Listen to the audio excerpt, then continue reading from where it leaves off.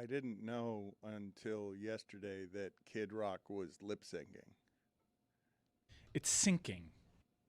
I Lip syncing. I thought I said syncing. I thought I heard singing, which is a common mistake. SYNC is what I was trying to say. But he was wearing white shorts, doing an alternative halftime show, and you can't be lip syncing in that circumstance when you're going opposite the halftime show, can you? And the lip syncing was off. So the way people realized that he was lip syncing is that the lip syncing wasn't good. He actually created a Threads account, and his first post was defending with an audio engineer the merits of the performance and saying, like, no, I actually sung live and I told them to fix the sync, but the sync wasn't there. These are things that you do when the performance absolutely nailed it. To be honest, all lip syncing sucks, right? Because during the Thanksgiving Day parade, you see them all lip syncing, and you're like, oh, wow, they're so off that they're not even close. So, like, all of it, just as a blanket statement, all lip syncing sucks no matter where you are. You're right. Nobody does it worse anywhere in entertainment than Greg Cody during our various intros. Like, there is no. I am the pot calling the kettle a bad lip syncer because ours is the worst. Every time we play, the funniest thing I think about those intros with Greg Cody is he's forgetting half of the words. He's marching around. He's very pleased with himself, but it's obvious to everyone watching that none of this is synced up. He doesn't know what he's singing about. But if you're going to be Kid Rock, and you're going to try and take America's attention away from the Hispanic Spanish thing because your thing say what you want to say, Dan. Shaking ass is better. Well, you want to just I wasn't saying the shaking ass. They were shaking ass all over the place. If you want to take America from shaking ass, you got to do better than white shorts, buddy. He tried to shake his ass in those white shorts. We don't want to see that. He had the wrist brace like he was a pro bowler.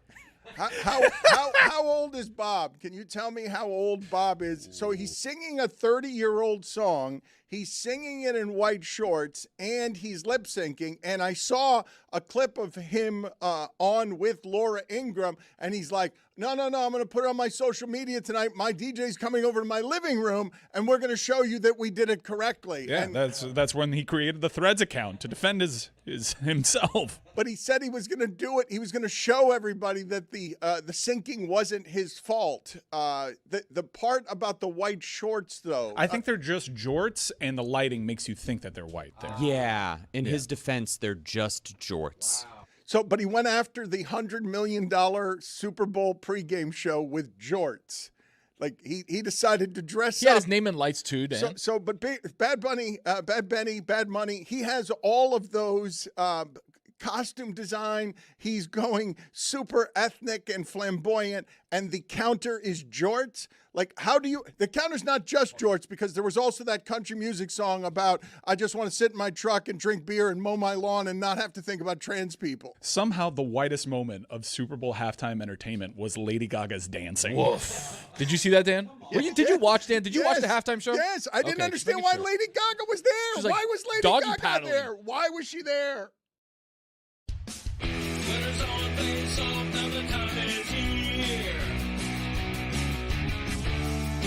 You're changing on the fly.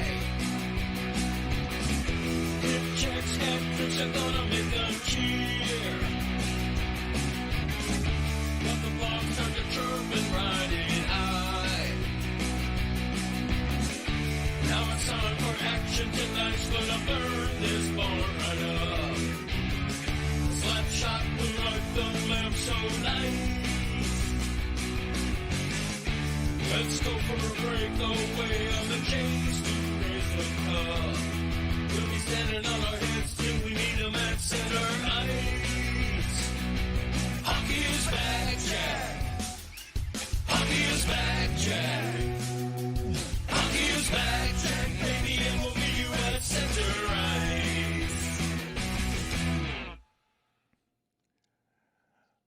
I mentioned yesterday that Mike is on an uncommon heater here with his sports teams, where he's doing some winning with the team that he runs, Highlight with Chris Cody.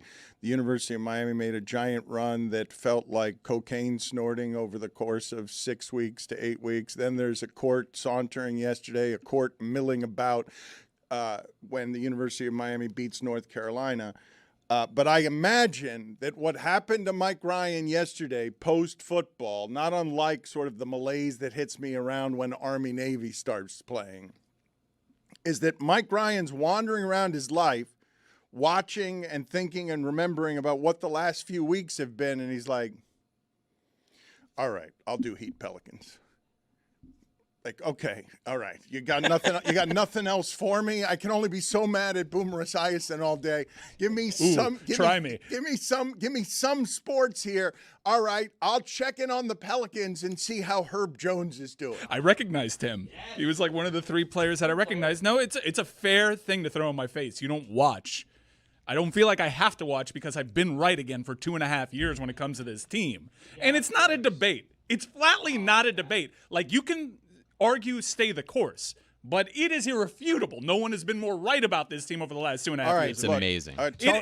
It's not amazing. It's irrefutable. It is data backed. I don't even want to hear from Jack Shit over there. I don't want to hear from Jack I don't want to hear from Jack Shit. I don't want to hear anybody Dan, pushing on this. he said something today that I almost lost my mind in the morning meeting. Yeah. Oh, I was there. We can disagree about the path forward. We have over the last 2.5 years. But to this point, it is goddamn irrefutable that I've been right. Can I hear from Jack Shit before? Like, there is no worse way to start a morning with whatever it is around these people? Your life experience is than hearing Mike Ryan crow about how irrefutably right he is. Like, that is not a good flavor to hit people with in the morning. So let me hear from Jack Shit here. No. I'm not, wait a minute. Do you know how I tried to spare the audience from this. Do you know, All right. do you know how, I think maybe I'll just take today off. do you know how bad it is that irrefutably right is so obnoxious to me that I find myself craving Jack Shit. So I'm literally just saying it so we can move past it because I don't want to get bogged down on that right. No, you tried to move past Pelicans Heat on your TV last night and you couldn't. It hypnotized you. You had to wonder, why aren't they better with Zion Williamson? How are the Heat beating them with 3 guys? They've got that was not my thought. My thought was like, man, this team is crap. And it wasn't about the Pelicans. The Pelicans are more crap. The league, we spent a good amount of time yesterday talking to Pablo. I don't know. I really do wonder, because audiences are so fragmented now, that I legitimately wonder if fans of our show are noticing on their own without us pointing it out, because it's not like we've pointed this out that much. That's interesting that Pablo's talking about that Kawhi Leonard story, which is a little difficult to talk about, and everyone else on television is just yelling about tanking. And sort of the difference in those things on how easy one of those is to talk about and how not easy the other one is, but clearly the one over here is the one that is harder to have opinions about that are informed. And so I do wonder if people see the difference in substance on, anybody can yell about the problems the league has right now, because you've got that Sacramento-Utah game last night is an abomination, right? New Orleans might be trying to win, but there's no proof of it. The career of Zion Williamson, that's one of the great expectation busts of our time. That to me is worse than Ben Simmons in terms of how hopeful I was for whatever it is that was going to be. And I know Ben Simmons is an all-time short-circuiting bust, but I really thought that Zion Williamson was going to be a freak of nature who was able to be more physical than the most physical of men in that sport. And now he just goes to rot with a nowhere franchise. Well, kind of his fault, right? There's no other way to get around that. Like, when he's on the floor, he produces, and he's got such an incredible touch around the rim. He's so physical. He's so strong. And what he's able to do when he's there is great. When he's not there, Before the show, I was like, why didn't anybody try to get Kawhi? And then I was like, stupid question. My bad. I want to talk about the Heat, and I want to hear from Jack Shit because we beat him up the last couple of days a bit excessively. But as it relates to style of play in the modern age as the game goes further and further out toward the three-point line. I don't know how much Zion Williamson enjoys basketball. I don't even know how fair it is for me to make the assessment based on the outside, very little information, that I feel like he might not enjoy basketball that much. Certainly his basketball experience in the pros has to have been pretty unpleasant, generally speaking. We watched the Pelican game totally differently. Well, I'm wanting I something. wonder if he likes this Yeah, sport. your question if he likes his job? Oh, I feel bad for this guy. The part that I'm actually questioning is whether or not someone like Ja Morant still wants to play at the rim when he can get his 10 threes a game, whether Anthony Edwards still wants to play around the rim because of how hard it is to play around the rim.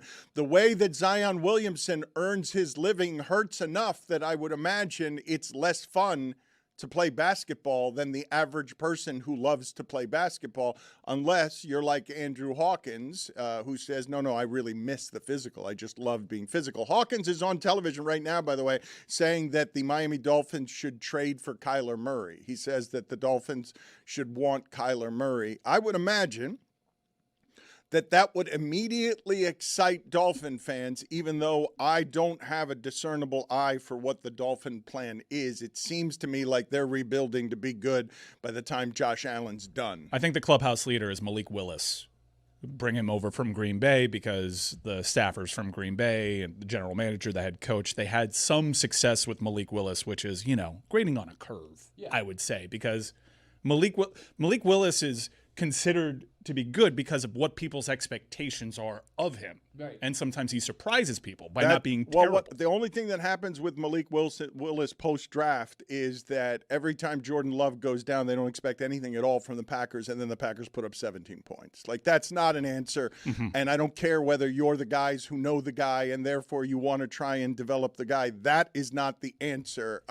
Kyler Murray would interest me, but please tell me what you're putting around him, because I don't know what the Dolphin plan is right now in terms of people they have that anybody else in the league would want. They have like 4 of them maximum that anybody in the league, that anyone in the league would want. Yeah, it's Paul, Waddle, Achane. Yeah, that's not bad weapons to work with for a quarterback. Aaron Brewer. And while Kyler Murray, like in previous seasons, would be like, really, that's the gold standard. I honestly think Kyler Murray's probably like the best option if you're hoping to upgrade at the position this year, and that includes like the draft. He is the best name and hope option. That is not up for dispute. In terms of what's available, Tony, I know you're sour on Kyler Murray, but in terms of just putting an infusion of hope, people are going to expect, it'll be scrambling offense, even though he's been bad and injured for years now. The fusion of hope or whatever kind of already died when you signed Jeff Hafley, and you're like, all right, hopefully he could do something. Mike already has the down low on him. Like, we don't know how that's going. You guys are so positive. Mike, go ahead. Coaches always pop up. Chris, if I may remind you, I'm right about everything. Thank you. And I saw Hafley at BC. This isn't going to work out. On top of that, you get your offense, who you let go of a guy who is a scheme wizard in Mike McDaniel to bring in Bobby Slowick and Kevin Patullo, who both got fired because they were terrible. And now you're looking at 2 guys who are terrible trying to lead your offense. That doesn't have weapons. Chris that doesn't Cody, have a quarterback. did you just try to have hope and he got you with a Patullo? He got you. He undercut you. Mike's right. What do you want me to do? He took your legs out from you. I was whispering to Chris, I'm like, man, what a change for me. The dude to my right is just agreeing with everything that I say, and matter-of-factly said, there you go. All right, so let me this is so refreshing. BC quit on Hafley. Oh, my God, this is incredible. Well, let me go to jack shit on the Heat. You're going to get mad, Dan. You're going to get mad. We'll get back to Kyler Murray. Well, I want to hear, look, Heat fans are mad. You've heard me say over the last couple of years when it comes to fandom that if you are an Alabama fan, what you're presently watching, because of what you got to experience before, creates a hostility in you that is a bit unreasonable because it places your expectations on where the standard is in an unreasonable place if you're Alabama football, or the last 5 years if you've been Patriots football, where you're just used to winning for 20 years. And so the standard gets put in a place where the Miami Heat are not the team they're playing against. That franchise that they're playing against has been in a quagmire beneath where the Miami Heat have spent the last 30 years. Like that, there are franchises all over the league that don't have what can be said is the consistent effort of the Miami Heat, and one of them is even someplace like Minnesota, which hasn't done any meaningful winning in 30 years, and Rudy Gobert is still out here saying our effort level is unacceptable. You get a basketball team that the effort level, whether they're playing well or not, no one disputes whether Bam cares or is trying. No one disputes whether or not Norm Powell cares or is trying, or anybody on that team cares or is trying. Maybe they do some of that with Hero because he doesn't play enough and they have expectations for Hero. So I understand why Heat fans are frustrated. But, Jeremy, I don't hear a whole lot of positive Heat fans these days because what they have is so clearly not good enough. And what did you say earlier that got everyone pissed off and said you don't know jack shit? All I said was that the team that is 2 games out of climbing their way out of the play-in might climb their way out of the play-in by the end of the season.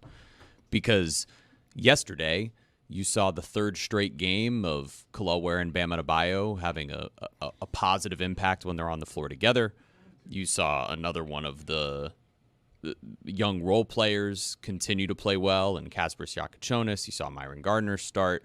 You saw a team that was without Wiggins and Powell and Pelle Larsson, who were all starters on this team and play big minutes, go win a game that they've lost all year long. When they have those moments in the 4th quarter where the other team is coming back to win, they lose that game. And it was a nice way to end the first half. You saw a nice moment between Spo and Kel'el Ware after the game. He's playing a little bit better, getting his minutes.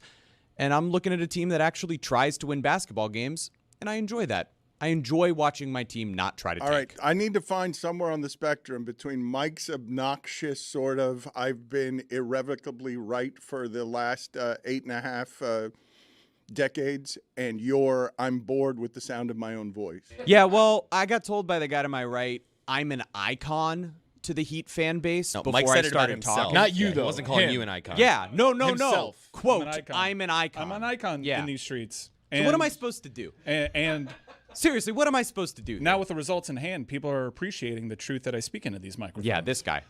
What is the ad that Serena and Djokovic are doing for Icon? There's an Icon ad that they just stand there.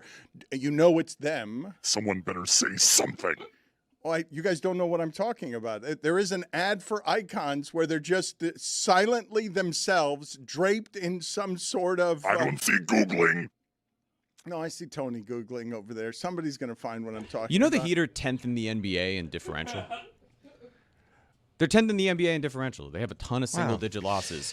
They've played without several players for a whole chunk of the season. I'm just trying to say that maybe they could be the 6th seed, which would be cool to not see them in the play-in. And I don't know, we spent the last several days complaining about every franchise in the league tanking. And while I can understand looking at what happened with the Dallas Mavericks and saying, oh, but the Heat could have gotten lucky with a lottery pick and maybe they'd... Like, that's not really normally how it works. That was better. You didn't sound as broken there. I'm sorry, but all right. It literally happened. I'm going to try my hardest here to not sound like an asshole, which is really hard for me. All right? Really hard. Yeah. But you see teams like Indiana. You see teams like San Antonio. You see teams like OKC. Like, get it out of your head that tanking doesn't work. It does. No, so that's not the point. When I make the effort to not sound like an asshole, I'd like to not be interrupted. Please. Please. All right? I'm just done hearing about a 2023. Leo Messi wasn't on Inter Miami the last time the Miami Heat made the NBA Finals. It was a different world back then. You keep holding that up, and yet the Dallas Mavericks made it to the Finals, and 6 months later traded their franchise player, tanked, got the best... Well, they tanked because the trade was a disaster, and got Cooper Flagg, who was Miami's pick. They got Miami's pick. It would have worked. Mike, like, you can turn this around so quickly in this league. I cannot use Dallas as the example that Miami should be aspiring to, given what it is that Nico Harrison did to their franchise and how the howling around the Dallas Mavericks when they traded Luka is louder than any howling that's ever been around the Heat fan base. But then they got the pick, right? 2-3 years ago, I said tank for Wembanyama. There was and a then they 1% went chance. to the finals. Okay, Stop saying they doesn't got lucky. matter. Everybody that wins a lottery gets lucky. Like, the team with the The best Mavs got odds have like lucky. 23% chances. Like, I'm just asking. It's a lottery. The question that I have is like, it's really easy for the Heat fan base in particular, a franchise that has never had to go through what a tank and a rebuild is. They've gone through basically since Pat Riley got here 30 years ago. Maybe 2 or 3 individual seasons where they were one of the worst teams in the league. And then immediately we're back to competing. Do you want to go through watching season after season after season of being bad to collect those players? Jeremy, the answer is no. I'm sorry. You just said it yourself. They had 2 bad years and were back immediately. Do you or do you not have faith in Pat Riley? Because when he's in the lottery, generally, he gets good players and he turns things around. I'm not saying let's be bad for 4 years. That's how bad franchises do it. I say let's be bad the way that the Miami Heat have been bad a couple of seasons, reload, and get a young player that has maximum value that you can maybe even flip to get a whale. But I'm saying stop treading water. It is flatly not working. That is not a debate. That is fact. I think that another fact is that none of the last 18 champions in the sport have benefited from tanking in any meaningful way. And given that you're saying 2 seasons that end up in the finals, 2 seasons end up in the finals, that's not good enough. If I'm telling you tanking hasn't resulted in a championship in the last 18 years, you come back with it's not good enough to be Jimmy Butler in the finals twice, then what's tanking actually getting you if it's not getting you that result? It's getting you're no longer a sold-out stadium. You're no longer got the longest streak in the league of the stadium's always filled with people. I fundamentally disagree. Boston won a championship. They got a bunch of young players by tanking. Oklahoma City is going to be running the sport. Like, San Antonio is going to be in that conversation. Yeah, you have outliers like the Miami Heat and the LA Lakers that even the Lakers went through like a minor rebuild like that. It's how the sport is designed. That's why so many teams tank. Because you get a lottery pick, it can change your franchise. Miami has benefited from this. All the people that are arguing don't tank, to me, are just saying, I don't have faith that Pat Riley can fix this with a lottery pick. Realistically, what Miami's been very comfortable with is shopping in the discount bin and then turning those guys into players that get big contracts somewhere else, right? So you have your base of Max Struess's, Gabe Vincent's, Tyler Johnson's, all these different guys that you make serviceable players, Duncan Robinson's. You make those guys Caleb serviceable Martin. players for a little bit, and then you ship them off somewhere else and try to redo that. But you can only go to the discount bin so many times, and it worked, Dan. Well, you say the discount bin, but I think that the way that people get forgetful about whatever it is the evolutions of Pat Riley are supposed to be, throughout the majority of my career watching this team, he hadn't trusted young players and didn't care about the draft at all. The year they got Wade, he wanted Bosh. They got Wade. They got lucky with Wade. It's the one time they've actually had a pick that can change the franchise like that, and they got lucky. Like the other, Beasley didn't work out the way that was supposed to. So I guess Justice Winslow didn't work out either. But that was a 9. Devin Booker was that was an 8 or a 9. Yeah, but pick. like when they're in that lottery, like Bam Adebayo was like in that range that they're never really but in. He and was they got like him. 12. But this is the thing though about Bam Adebayo. Like to me, the difference between Tatum and Brown in Boston and Bam Adebayo and Hero is where they were drafted. Like the skill sets on Brown and Tatum that's what they become, and the skill sets on Hero and Adebayo that's where they max out. Like middle of the first round is. Hero, what are you shaking your finger about, Jeremy? Oh no, I'm adding to what you're saying in that Jaylen Brown That was a and positive Jason finger. Tatum were a It looked like a result Mutombo. not It was a of Mutombo. not of tanking. By the way, those guys were those picks because they acquired them from the Nets. Those are Nets picks.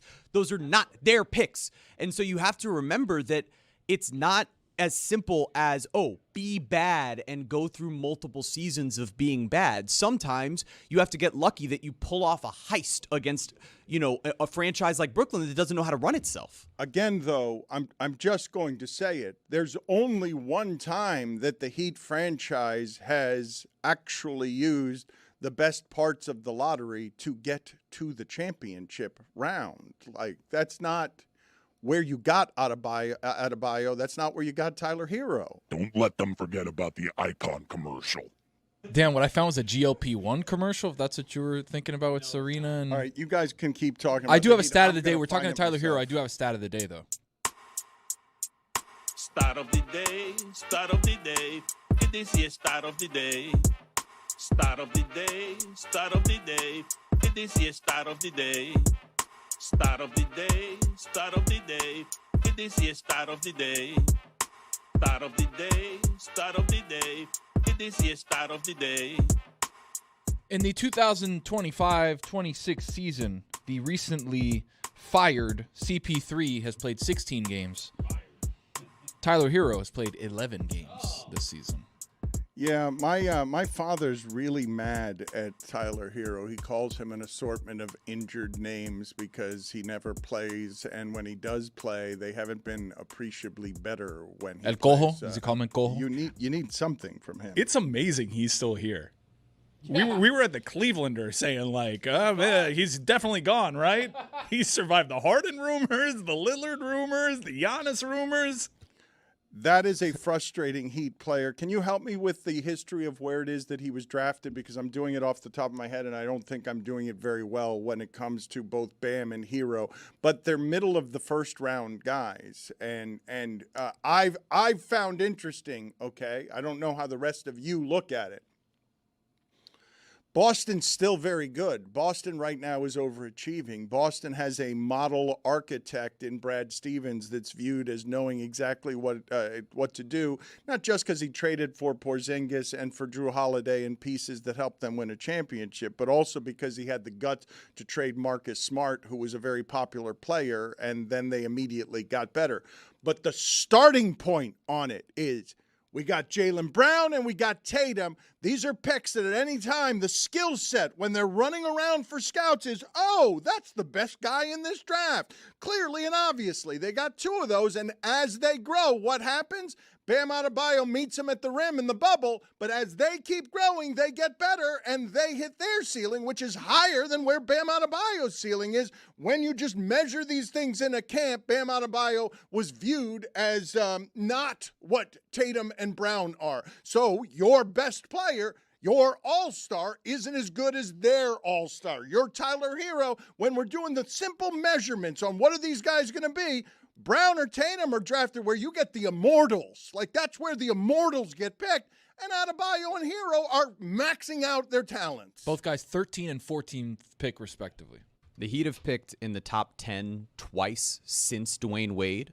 Those players ended up being Michael Beasley, who was selected 7th overall, and Justice Winslow, who was selected 10th. And you have all of these examples. Their last four, I believe their last 4 first-round picks, 5 first-round picks, if you look at it here, where they were picked in like the teens or 20. You have Bam Adebayo, Tyler Hero, Jaime Jaquez Jr. picked 18th, Khalil Ware at 15th, Kasper Sakachonis, who's a good young point guard at 19, he was picked at 20th. So you have all of these guys that they're able to go find and turn into good players, like in those positions. It doesn't always work out when you pick in the top 5. You can look at the last several drafts. Sure, but then you turn into a team that is exactly what the Heat are. They're a team of baseline, just okay guys. Everybody's okay. There's no guy that's a superstar. There's no guy that can be that immortal top 5 pick where it's like, oh my God, here it is. Here's the guy that's going to run the league for the next 10 years like those other guys have. It's like you got Jaime, you got Booker, you got Bam, you got Hero, you got Khalil Ware, you got Yakin. It's like, okay, they're fine. They're 41 and 41. That's what the Heat are. Each of the last 2 seasons, they've had somewhere between $50 and $60 million on the bench for like the entire year. Jimmy Butler didn't play for the overwhelming majority of last season and didn't try when he did. And now this year, you got 11 games out of Tyler Hero who's making $30 million, and Terry Rozier suspended for the season after he missed a bunch of games last year. So while you could talk about like, oh, they can't be that good around Bam Adebayo, if $70 million worth of NBA players was around him that isn't there right now, and you had all of those other good young role players, this team would be better than the 8 seed.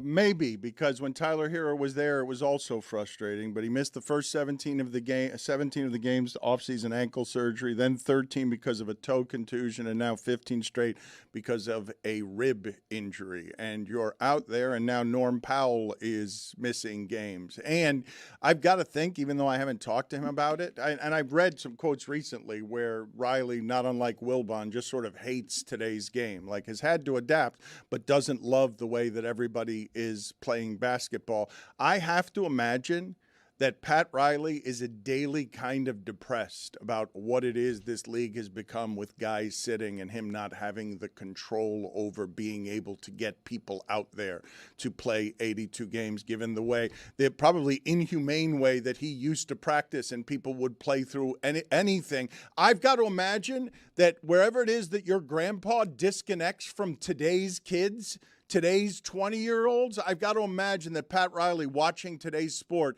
is handcuffed because of everything you're saying. They will max out all the Gabe Vincents of the world. They will max out every 12 and 13 pick that they have, and if they get lucky on a Dwayne Wade, they can change their entire franchise, but he can't get everybody to play. Like, it's not one of the reasons I got to think Bam's untouchable is because he just knows he's going to be out there all the time. Yeah, but look, helpful footnotes here on the Michael Beasley and Justice Winslow stuff. Good points. Devin Booker was there on the board. They went for Justice Winslow, but my point is they're assets.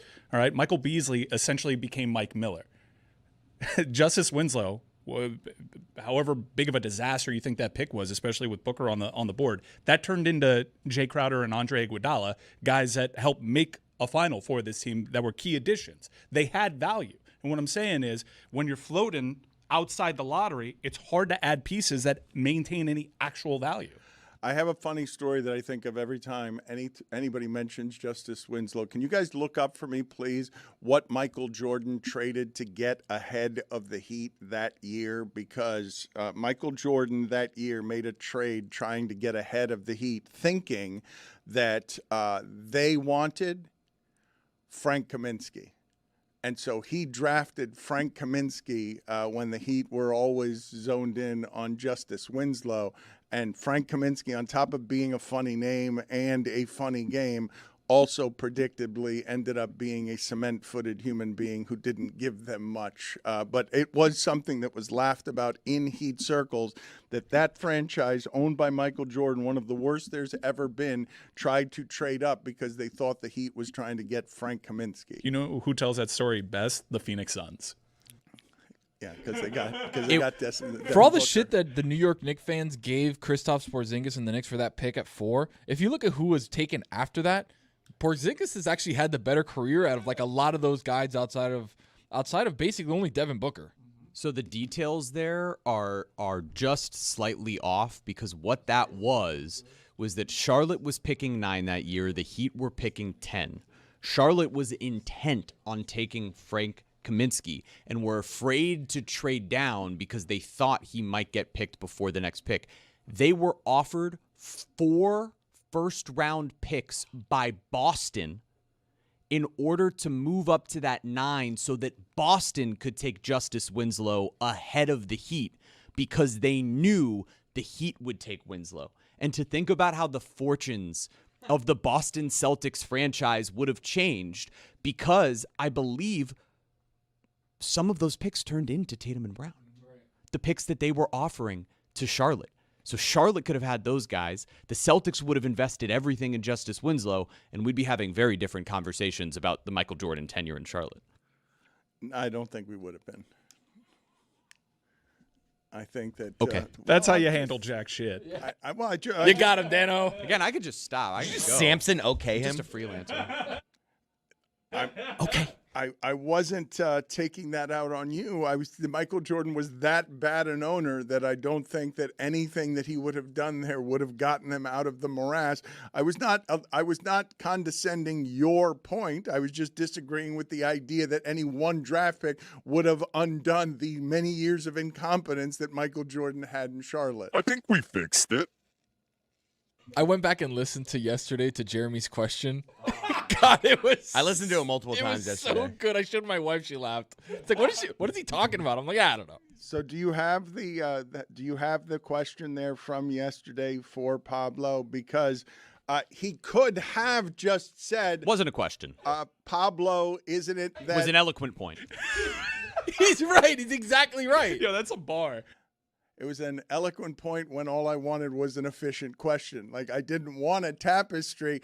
Here's Jeremy's non-question eloquent point that never ended. It just sort of stopped when I ran him off the road. He fell into a ditch still talking, but he never finished neither a question nor his tapestry. Going to the journalist element of it, like it is more complicated for these local media members who cover individual teams when they go out to All-Star Game to ask these questions, because for them, they're looking for job security, right? In a media landscape that's shifting the way that it is, do you want to be the troublemaker? Do you want to be the person who's asking the tough questions when you're making your money off of the team that you cover, giving you information, and they're your sources, and now they might be looking at you asking those questions as, who knows, maybe they're trying to cover up similar types of things as we're talking about. Like, all of these owners and all of these general managers are looking for potential shortcuts to win.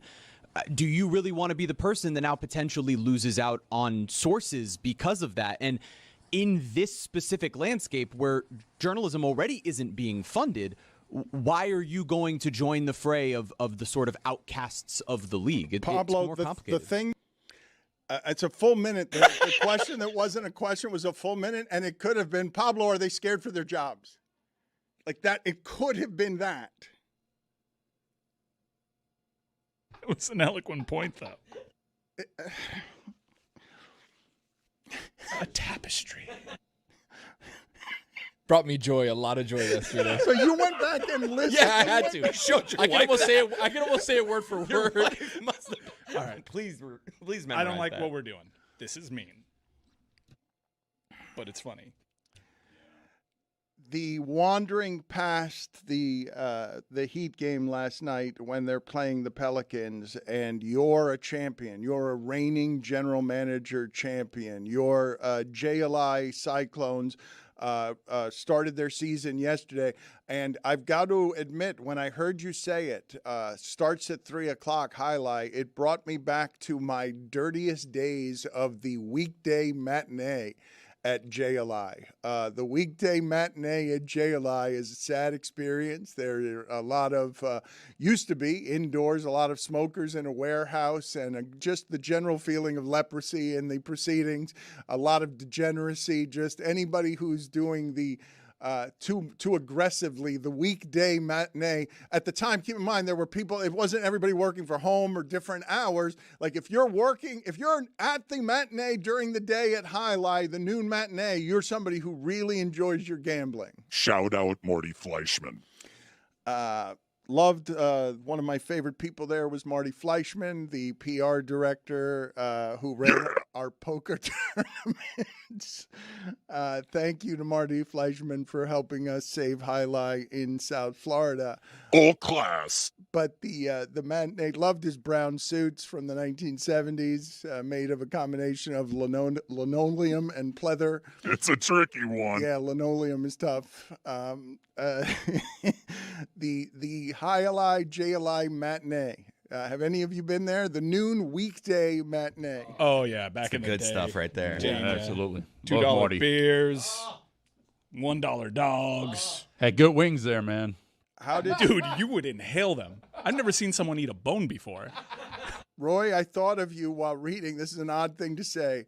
I thought of you while reading a way too long Jonathan Kuminga story about how it is that everything fell apart with him in Golden State. And I don't know if you guys saw some of the details, but the Warriors reprimanded him because one of the people around him was taking too much food from the family area.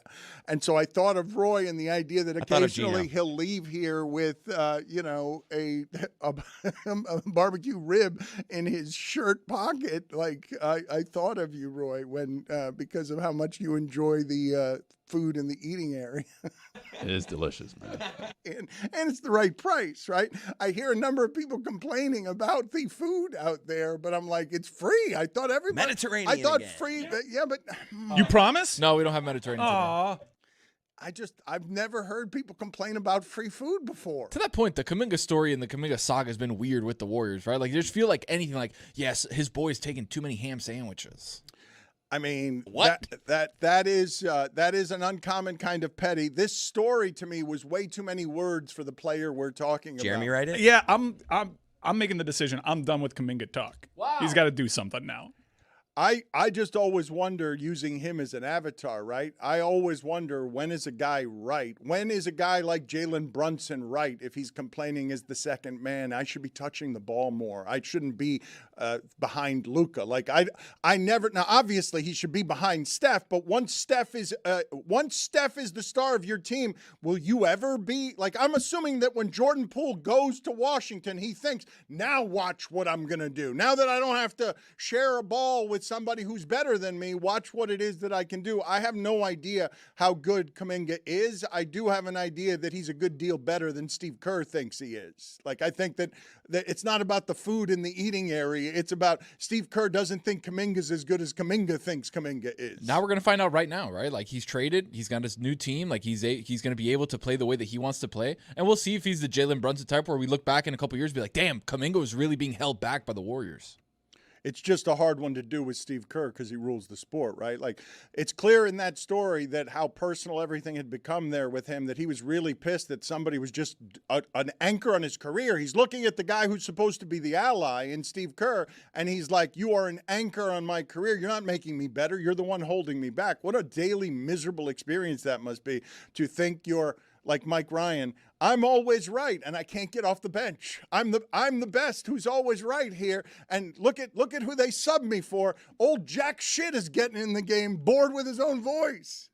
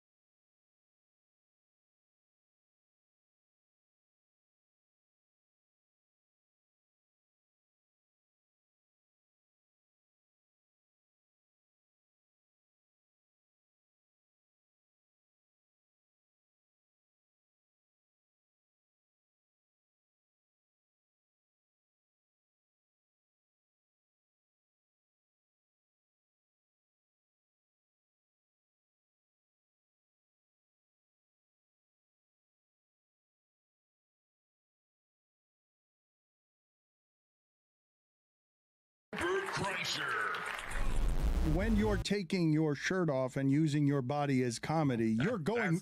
That's Florida, bro. You're going That's Florida. maximum That's Florida, man. That's Florida. When did you decide to start doing that? When was it encouraged? When did that become your signature? The idea that you're up there just throwing your body at the people here in a tight pair of jeans, shirtless. I was. The jeans have gotten tighter the fat I've gotten. They weren't always tight. My daughter said Baby Walrus needs to move out of skinny jeans. I started doing it just to cheer myself up, because you get on the road and do like a Thursday night and you'd be like, I got a whole weekend ahead of me. This is gonna be a long weekend. I'm missing my family. It's not sold out. So I would rip my shirt off and kill a beer to make myself giggle, because I thought it was silly, and to remind myself this should be fun. And then one night I was in Columbus, Ohio. I ripped my shirt off and killed a beer, and then something happened in the room, and I forgot to put it back on. And one of the comics I respected was in the back, and he was like, "Bro, you just did a whole hour with your shirt off." And how does this work with comfort with your body? Because not everyone can do that. You're the first to be doing that. Not everyone is comfortable enough with their size to be in front of thousands of people shirtless like that, because it is funny. It's interesting because I have this reverse body dysmorphia. So like, I heard a story. Secret time. Obviously, I'll tell you, but secret time. I heard a story that Chris Pratt was a fat kid growing up, and that someone told me like he'll always be fat in his head, no matter how great of shape he is. He'll always think of himself as a fat kid.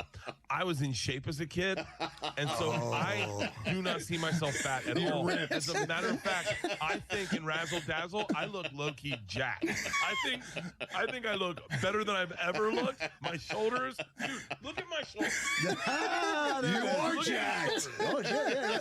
You got some cuts right there. You see it there? I mean, I'm feeling good. I feel great about my body. The new Netflix stand-up special, Razzle Dazzle. Oh, look at that. Look at that. Bert, stop making those Never show faces. your belly button. Yes. Do that thing where you're, Let's increase your female viewers. make your boobs move. This is a body you can get. Razzle Dazzle is the stand-up special. How old would you have to be? What is the age if I came up to you and said, Bert, you're not going to believe this, but the new movie, Machine, it's in theaters in May, and Razzle Dazzle, a Netflix special, is happening. At what point in your career, at what age would you have said, yeah, that's a possible dream? Oh, 50? Where I am. I didn't think any of that was going to happen. Listen, I got to be dead honest.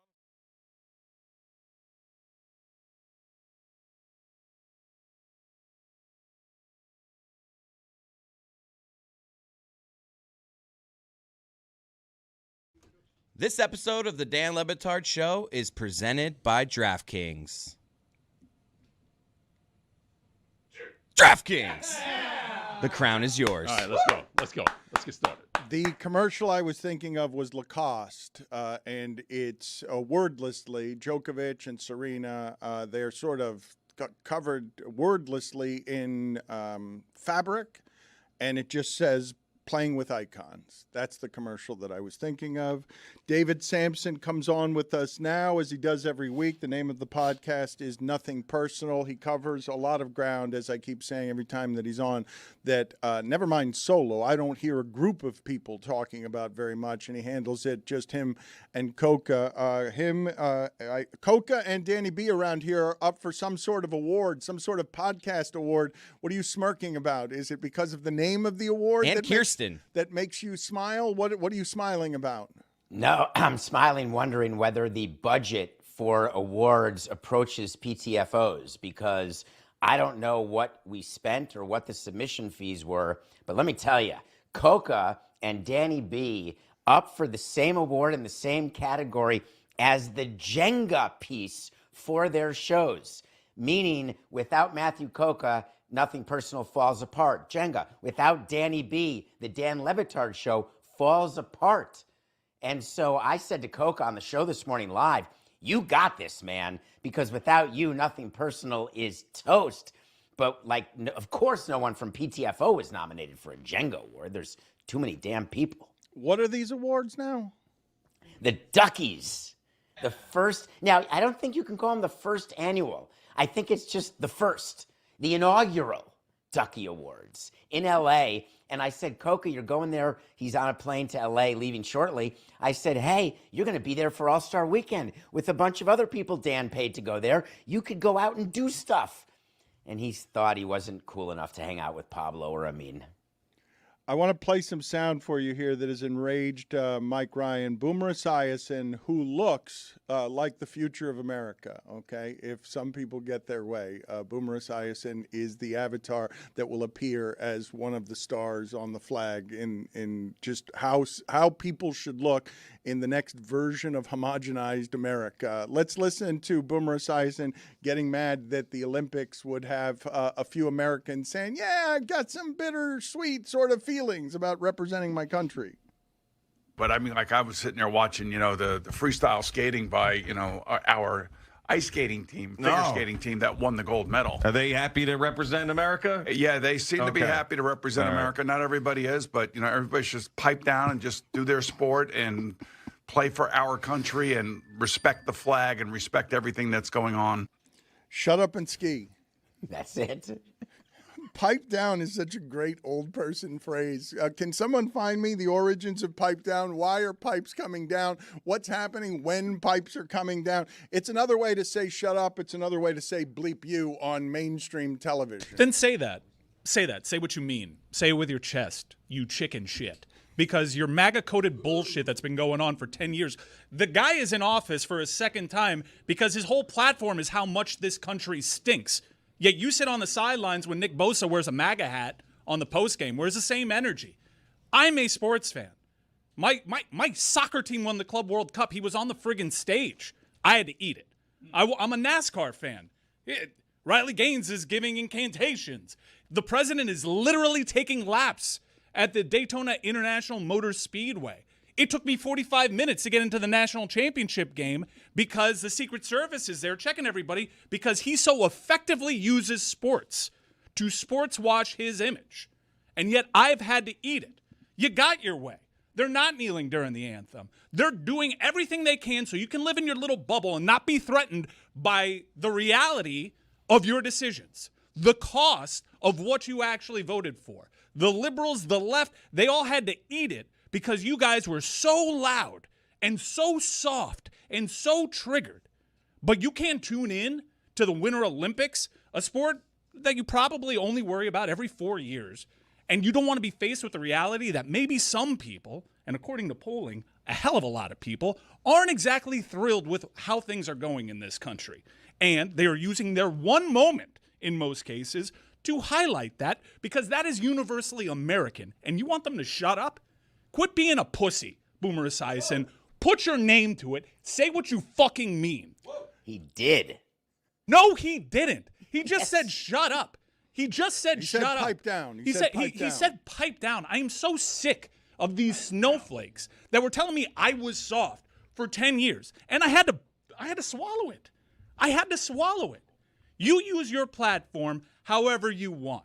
But if you're gonna actually attack other people for sharing your feelings, then maybe don't just code your language. Actually say it. Because they're actually being brave. I don't know how you decide, Mike, when you have to eat it or when you have to swallow it, but I think that you're angry with Boomer when you're just angry with so many other things. You're taking it out on him. No. I think it is so soft to not want to actually sit down and face the consequences of your decision. You don't want to even be triggered to have someone say to your face, things aren't going great. You'd rather ignore that. Yet in every other walk of life, all you want to do is complain about how bad things are, so much so that we've totally burned up the Constitution and we're in this goddamn mess. I fucking hate when people do that. I have more respect for the people that take to their platform and actually say what they mean with their chest than this shit. Pipe down, is that an older phrase than shut your trap? Pick one. I'm going to put a handful of them in front of you, David, and you pick one. Older phrase, pipe down or shut your trap? Shut your trap. Pipe down or kick rocks? Kick rocks. Pipe down or put a sock in it? Put a sock in it. Just going to keep choosing the new one. Pipe down, he's playing the game incorrectly. Pipe down or shut your pie hole? Pipe down is older. Shut your pie hole is new. No one knew what that was. Pipe down or zip it? Tied. Pipe down or cool it, pal? Pipe down. What about simmer down? Ooh, simmer down. Simmer down. And find for me why it is pipes are coming down, please. I don't understand why pipes need to be put down. Yeah, I have the origin here. So the boat swain is where this comes from. So original sailing ships, they were given to the crew by sounding the boat swain's pipe. So what you were doing was piping down the hammocks, which was a signal to go below deck. And when an officer wanted a sailor to be dismissed below, he would have him piped down. I'm sorry, I missed most of what you said just because of how Tony was laughing off mic at the way that sailing ships just came out sounding like shits. I think of him doing that stuff during the Heat broadcast, and it makes me laugh. Yeah, I told you, I'm now in my head about the way that I speak when I've never been before. I've won 3 Emmys. You guys know that, right? Yes. Really? Cool. Not a ducky though. Not a Jenga piece you award. ever won a ducky? You may have won 3 Emmys, but talk to me when you've won a ducky. I mean, when you're a Jenga piece.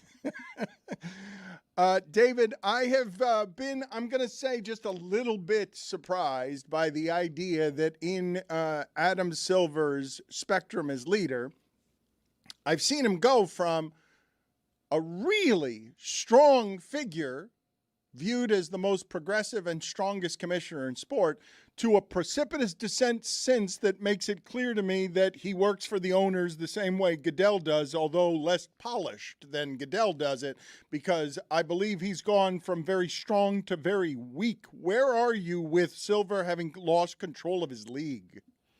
I think that when you had him as, I think it goes back to the bubble, it goes back to his view on all of the social injustices during that time when the NBA players walked out of the bubble. And it was almost like our belief in New York that Rudy Giuliani was this amazing guy during 9/11. It is staggering what can happen during crisis when some people step up and then all of a sudden you expect that to be their default position through every situation that follows. And generally, crisis brings out something in someone. What we're seeing with Adam Silver is that his baseline is that he is in job protection mode the way every commissioner is, as they should be. They work for the owners. The owners are on the comp committee that sets their comp. They're trying to get their teams to be worth more because that's how they're judged. And they don't want to get too close to the fire. Adam Silver had the support to get as close as he got, but now that has gone away.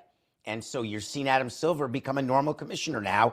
And for me, that's good enough. It's not a negative. It's not a positive. It's just a fact of life. Well, it becomes an accountant, though, to me. He's just somebody there who's there to make money. He's not actually in control of the owners, unlike his predecessor. His predecessor was in control of the owners. Like, David Stern didn't seem like he was working for those guys. Those guys kind of feared David Stern. It's a pretty abrupt shift. I don't blame the billionaires for not wanting to be run by somebody, but it's a big shift. Let me remind you that the David Stern era, if David Stern were commissioner today with this group of owners, he would not be the David Stern of yesteryear. It was a totally different time that called for a different skill set. David Stern was a bull in a china shop where there were a bunch of porcelain pieces allowing him to act that way. Adam Silver recognizes he can't be that way because he is surrounded by power in a way that David Stern never was.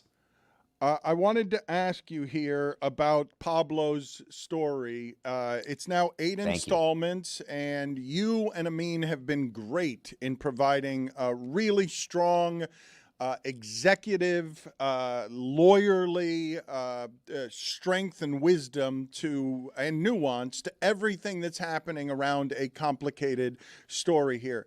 The latest installment, the reason that it was shocking to me is I did not see a way, David, under any circumstance that the aspiration story would be the tip of the iceberg. I thought it had to be the entire iceberg, and anything else that he got after that would be just something that was also a tip, but that aspiration was the iceberg. I'm beginning to think that Pablo's going to keep doing this and keep finding stuff, and that the $48 million of no-show job alleged money is not going to be the end of it. It's just the start of it.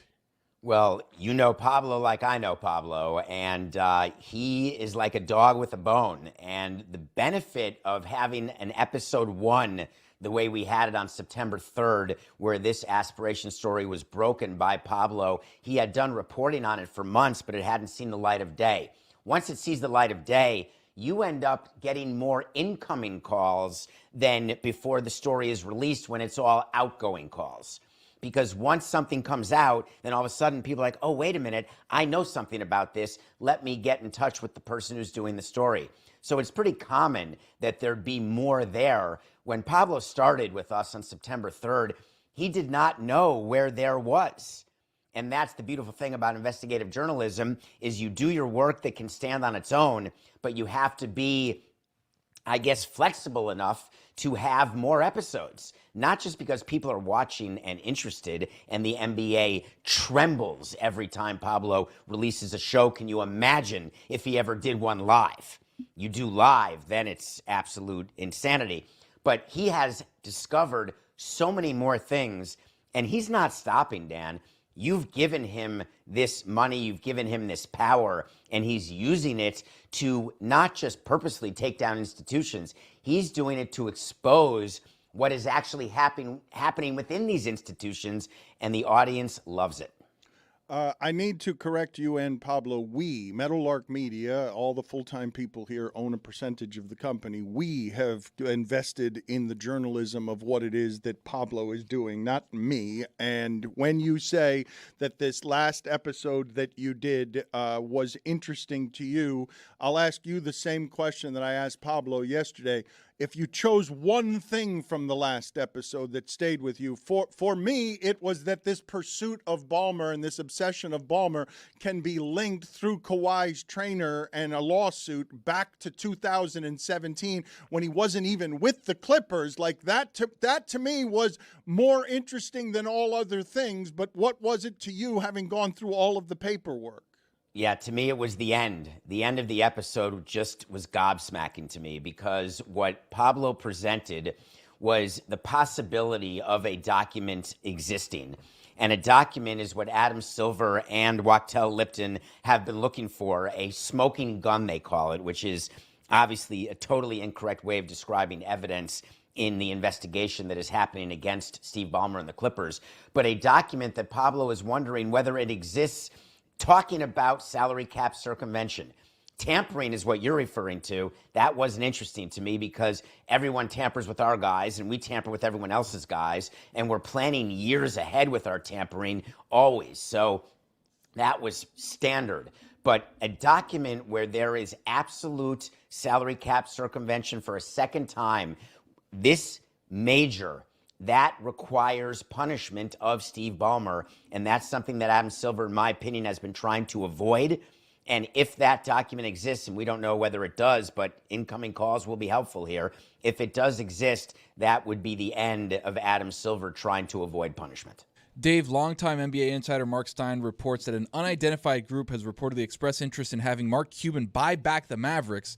And obviously, he sold his majority stake in 23 for $3.5 billion and retains a 27% share. Is this a situation that you've seen where an owner sells a piece to then buy it back a couple years later? And what if the Adelson Dumont family does not want to sell it back to them, which they don't? How does that work? Well, once you own something, you never have to sell it back. You can keep it until you're forced to sell by your partners, Donald Sterling style. And Mark Cuban wanting to get back in the game is funny, because he views the NBA as the only outlet where he can get the votes to become an owner. But frankly, now that he's gone, I think he stays gone. And the reasons he sold, for whatever the reasons are, he will not be able to buy it back at the same price. Whereas, let's say Jeffrey Loria could have bought back the Marlins at the same price for a number of years, just didn't want to. With the Mavericks situation, the price has changed. It has grown. Adam Silver's done his job. So I think the reason Mark Cuban sold, those reasons stay. Does he want to maintain relevancy? That's the hardest thing about selling a team if you're an owner, that all of a sudden you don't feel like that you are important. Your ego is not being massaged. You try to put yourself into positions of relevancy where it may not work as well. So I do know of owners who want to get back, but they don't, because the financial reasons they sold still exist. Which is the worst of the mistakes here? I'm going to play for you Coca here on Nothing Personal, struggling with a word, and you tried to help him. Let's play that sound. Twitter and Instagram and TikTok. You got this. Is that worse, or is this worse? Matriculate the ball down the field. The Juju, leaving the premises as if a mushroom cloud has exploded. Matriculate the ball down the field. It sounds like you were a skipping record there. Yeah. And Te so, rayó el disco. I worry, like I wanted you to do the stroke test after that. With Coca, I just knew that it was a tongue twister because he had said incentivize 3 seconds before the clip you just played. So I knew that he had it with him at some point. I was concerned that you were in a position where you needed someone to hit you in the back. So I'm going to say that's worse. Yeah, I mean, I have been short-circuiting lately sometimes in ways that frighten me and are sort of stroke adjacent here. But you said something here earlier. You said crisis brings out something in people, and you left it open-ended. Like I guess plenty of people fold in the face of crisis. What has crisis brought out in you that you've been surprised that you weren't sure existed in you, where you're in the middle of crisis and then all of a sudden you're learning something about yourself? Well, it certainly brought out far more emotion than I've ever had. It de-wired me a lot, what's happening with me, and it's changed me in a way that I didn't want to change. And now that I'm changed, I'm not the guy who's going to say, oh my God, I'm so happy I changed. I like the old me way better than the new me. I don't like the fact that I just can walk around and all of a sudden start crying, or that I am in the middle of trying to fight a fight that can't be won. Who wants to do that? So I like when people say, oh, I've changed, I've seen the light, I've found God, or whatever it is they say. I'm a better person now. I'm better in a lot of ways since I left baseball, but I didn't need a crisis in order to do it. It was just the evolution of me. So I'm the one who would tell you that certain crises are not, the juice is not worth the squeeze, as I like to say. And any improvements that may be in my emotionality, I would give up. I'd give up 1,000-fold if I could. David, James Vanderbeek battled with sickness for a while, passed away yesterday. Most known for being Dawson from Dawson's Creek. It was a pop culture icon at the time. Film wasn't this huge film star, but Varsity Blues is a cult classic. I'm wondering if you have any thoughts on the passing of James Vanderbeek. I do, Mike. It's horrible. And what's surprising to me, his GoFundMe page that his family has, he has 6 children and left a wife, young children, and young people are just getting cancer way more. And that's actual evidence. That's not just in my head. And the problem is that everyone thinks that everyone else is rich, and it's just not the case. People would assume, oh, you're a movie star, you must be rich. It's like assuming people in music or people on TV who do podcasts, like it's assuming that they're rich, and that's not the reality. And Vanderbeek, they just ran out of money because of how expensive it is to treat cancer. And he had a colorectal cancer where it's not going to work. But how do you not try when you have 6 kids or when you're 48 years old? You have to try.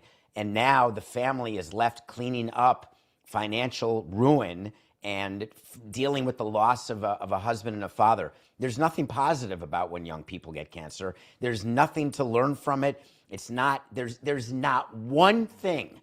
Oh, it's great for research. We can study the tumor and figure out. No, that's not right. And it opens people's eyes to getting, prostate tests when they're 40 or getting mammograms when they're 30 or getting whatever. No, I don't need someone to die to have that lesson. So I was not a Dawson's Creek person, Mike, but I'm finding myself obviously way more impacted by young people and their plight and their disease, and I can't stand it, actually. You said you don't need someone to die to learn that lesson, but being around any of that stuff has opened up a portal to emotion for you. Like you're saying that you were locked up, repressed in the previous incarnation, right? That it's not that you weren't feeling pain, although perhaps the pain wasn't like this, is that the pain didn't unlock you being able to express it, right? But I don't want to be unlocked. It's not, I don't even understand your question. I would trade my daughter being sick because I get to be unlocked. Like all of a sudden, this is a net positive because of some emotional growth I'm having? No, you're the one. it. No, you're the one who presented the idea of crisis bringing out. We love to say that one, David. We love to say that adversity brings out the character in people. We love to say that that crisis very often, when you get 2 or 3 or 4 years away from it, people don't have regret about the crisis. Not in this case, obviously. I wouldn't use that as the example,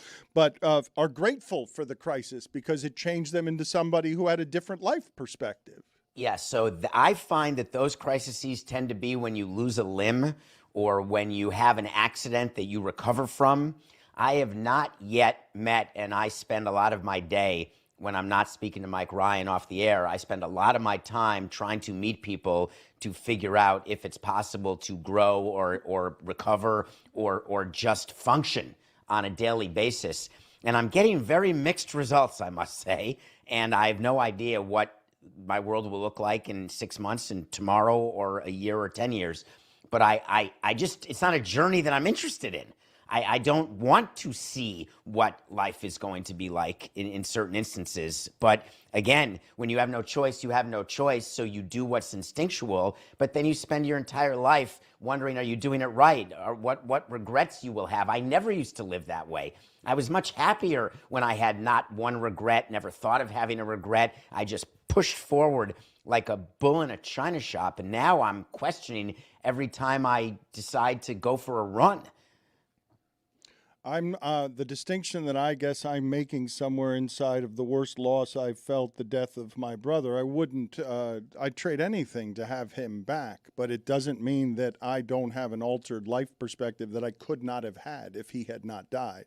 I would have never had. But you don't want that. I would have never. No, but in ways that are also positive, though. It's not just suffering and pain. It is also suffering and pain. But on the other side of suffering, not for you in the instance that you're presently in, and not for me if you had asked me 2 years ago or 2.5 years ago. But I am altered by what happened there in a way that's forever changed. And while the pain is still inside me, so too is the love that is still alive because that pain is there to remind me. And I have more appreciation for life than I did before. I have more appreciation for the people I love than I did before.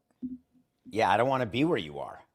I'm not interested, actually, in that sort of epiphany that you've had, the emotional epiphany and growth that comes along with that level of pain. It actually doesn't interest me. There are very few places, I would say, that growth usually happens for people that doesn't have great pain involved. And I'm not trying to argue a different perspective for you. I'm just saying that if you had asked me this 2.5 years ago, I would have spoken exactly the way that you're speaking now without being able to see anything off in the distance that looked like anything that resembled hope or anything better. We are one renewal away from asking me whatever question you want. Off to softer things here and the silliness of sports, because baseball is reporting and you've got Boris hovering around the owners and there's always business around the owners and there's so many problems with the media deals and everything else. Which sport do you believe is most likely to lock out soonest because of its ailments around it? Is it the WNBA or is it something else? Well, are you willing to say that a lockout and a strike are equivalent? Just work stoppage of whatever kind, where we lose the games. WNBA will have a work stoppage before Major League Baseball. WNBA does not have a collective bargaining agreement. We could talk for the entire rest of the show about what's going on with the WNBA and the absolute mistake that the Players Union, the Women's Players Association, has made in this negotiation. They are calling the wrong bluffs. They are not at the right time in the life of their union or of their league to take the positions they're taking. And I can get criticized all day long by women in sports and in media. And this is not about men or women. I would say that about any immature union. And I don't mean like a 3-year-old. I'm talking about young. The WNBA is a young league. And what they are asking for is to be treated as though they are a mature league. And they're just not that. They're going for too much too soon. There's going to be a work stoppage. And they're saying they'll strike because they've given permission to they voted that it's okay to strike. But the WNBA the owners may instead lock out. We'll wait to see. Baseball is going to have a lockout in December after this coming season. So I'd like to ask the follow-up question, which do I think will last longer? MLB's work stoppage or the WNBA's work stoppage? And that is an interesting question because the WNBA, if a season were missed, like a full season that's supposed to start here in a couple months, what would happen? You'd have players maybe more unrivaled, more Project B, more going overseas, and they would make more money. They would live their lives. In baseball, when there's a work stoppage, there's not enough leagues around the world for these players to play and make anything close to what they would make in baseball, which is why we always felt we could break the union. And it's why we've won every negotiation in our mind, is because we knew that they're getting older each year with no alternative, the players, and owners are going to be there long after. That's the true power dynamic. That's why I think MLB's work stoppage will not be as significant as what the WNBA's could be. I have told David and others that if you live your life as long as Colin Cowherd and Jim Rome have lived their life talking to themselves for several hours a day, you become a specific kind of crazy that you guys just saw a glimpse of, where David Sampson asked a question and then said to himself, "That's an interesting question." Sorry. David, no. No, we all got a chuckle. No, we understand how it is that happens. It's because you're talking to yourself. Your producer can't say incentivize. He's up for a ducky. Even though he's up for a ducky, yeah. And so you just stimulated yourself by asking a question and said to yourself, "Now that's an interesting question, David." I really try to avoid that because this is the hour of the week that I love, when I can interact with so many of you. And you just got me going on a topic that is an interesting topic to me. It's vocal masturbation. It is. He is normally in solitary confinement for 23 hours, and then he gets to play in the yard for a little bit, and he's like, "That's an interesting question, David. I'm glad we get to spend this time together." What are you reviewing for us this week? Can we talk about love quickly? We will tomorrow with Greg Cody. Oh, so are you going to review the movie Eternity with Greg? No. 305-486-GOTS if you have any love questions for Greg Cody. He's going to join us from a memory loss unit for alcohol-impaired dementia. 305-486-4689. By the way, he hates that idea. Yeah, that's fine. 305-486-4689. He will join us from a memory loss unit for alcohol-related dementia and give you love advice if you have any love questions. Let's talk about love. Will drinks be served? He'll love that idea. He's going to have Miller Lite like a scotch. Yeah. They won't remember. There's a movie called Eternity. It stars Miles Teller and Elizabeth Olsen. It's not up for any Academy Awards, and people are mistakenly saying it's like Defending Your Life, the movie with Albert Brooks and Meryl Streep, but it's not like that at all. It's about what happens when you have a love of your life when you're young, and something breaks that love up. It could be death, it could be war, it could be just life happening. And then you marry someone else, your second love, and you're with them for 40 years. And now you go to the afterlife. Who do you want to be with? Your first love where it was magic. We're talking countertops and everything. Or do you want to go with stable love where you built a family and you watched TV from two different chairs with trays of TV dinners? Who do you choose to live your eternity with? And I was fascinated with the question. And Miles Teller and Elizabeth Olsen are the longtime loves. Callum Teller is the first love of Elizabeth Olsen, the major love who then went to war and died.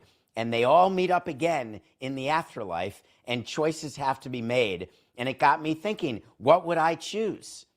And so I'm not going to ask myself a question. What an interesting question, David. Put it Let's on the watch poll. you vocally masturbate. Let's put it on the poll at Le Batard Show. Better love, first love or last love? I assume that people love the butterflies of first love, but last love, you've learned all the things you have to learn about what you want for yourself in life, right? That's the movie. That's why, I don't know, Dan, you sound like you have not seen it, but it'd be interesting for someone like you, because you would always say last love because of the current love you're in, expecting that to be your last love. But you have to not give short shrift to first love and what that felt like. Dan, which love are you picking? Your current love or a previous one? I don't like the way that was phrased. I would always assume that most people will choose their last love, but I might have that wrong, because if someone dies, if you're widowed, if there's somebody that you felt like you're going to miss forever, but I choose what I've learned since then. Man, Mike really lobbed it up for us. I feel like we're going to be hearing about this one. It's not helpful producing. It's not what the job is. It's Valentine's weekend. He tried to give you an easy dub. We decided, for whatever reason, to bypass it. We are probably stepping in it right now. Again, though, I want the inner monologue to be my voice talking to me, not you secretly talking to me. It was Val. As just, you. Just say Val. Yeah, and but move on. it's obviously Val, but my life experience doesn't have that kind of loss that he's talking about. Well, it was obvious until you ignored the question. You're always trying to learn. I assume that many people, that I'm actually interested in how people vote on this poll, because I do think that a whole lot of people romanticize first love because they're now in a love that's less happy. Like that very often they lost that love because they were rejected by somebody they didn't want to be rejected by. They lost somebody to death. And so I do believe that there are many people out there who have a great deal of longing for a lost love and are in a relationship that now pales by comparison. Who say that we didn't know love until we found our current love. That's ridiculous. That is ridiculous. Inner monologue, man. It was an alley-oop and we shot all over the backboard.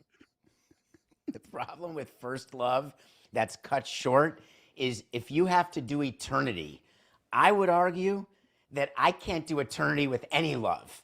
And so choosing a first love or last love, if you have to do it forever, I assume even first love then becomes forever boring last love. So I think it's sort of a Sophie's choice of love. They didn't cover that in the movie, though. Man, I thought our answer was bad. Juju, put it on the poll, please. When you get to eternity, do you just want to be left alone? He literally picked himself. We're not just vocally masturbating anymore.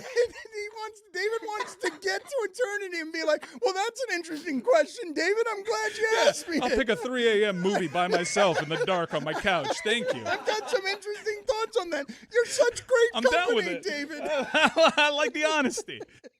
I love that you know me. Nothing Personal is the name of the podcast. Thank you, David. We appreciate the time. Thank you. I was sad. I was surprised by what it is that saddened me the other day when I saw it happen because, and I've been having this argument with Wilbon since I met him, okay? I cannot tell you any words that I have said to Wilbon in my life more than these words. What's your problem with mascots? Like, I thought everybody loved mascots, and now they canceled that rooster race that was, I'm going to say, uniquely Miami, because I don't think anybody else was doing rooster races at the ballpark.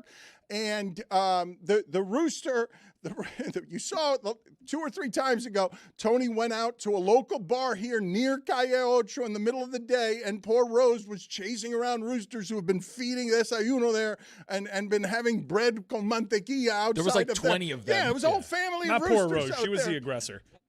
She was the aggressor, but she was just trying to get them away from her. And they're like, no, this is our home. We're not going to leave here. Why did they cancel the rooster race? What happened? It was bad. Yeah, but I like that about it. It was pretty. It was pretty corny. Wasn't that like an upgrade over the sea creatures? Well, no. Well, yeah, but they had gotten rid of that for a while, and then now they're getting rid of the rooster race, and they're really trying to feature Billy the Marlin more. Like in the same way that they're going back to the teal for the throwbacks, they're featuring Billy the Marlin. Now, You've lost weight, huh? Yep, feels good. Cock of the walk, baby.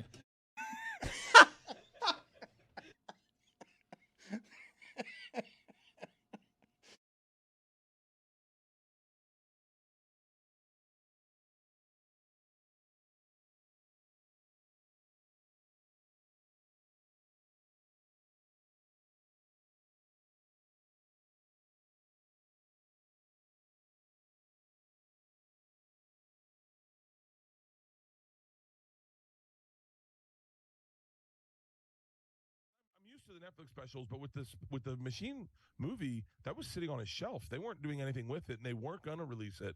And it wasn't until I leaked it on Rogan that it got life. And so ever since it's got life, now it's got real life. And so I didn't think the movie was ever going to come out. Dan, Bert's got me feeling confident. You know what? I'm going to join you, Bert, taking the shirt off. Wow. I love it. I love it.